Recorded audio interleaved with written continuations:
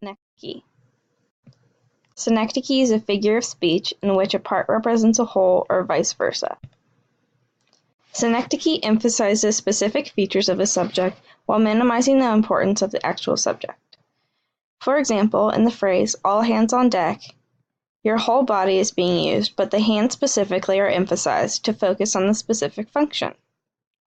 Synecdoche removes face value of the subject, requiring a reader to be engaged in reading to fully grasp the author's intended meaning. This is used commonly in poetry to convey meaning without having to say the meaning outright.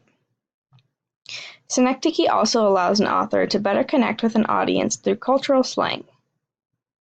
Common or maybe boring words and phrases can be made more interesting as well. Some examples.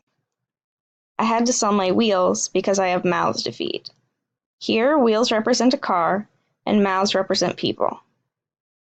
This example of synecdoche conveys meaning with cultural slang. The U.S. won the Olympics. The U.S. represents one team or athlete competing.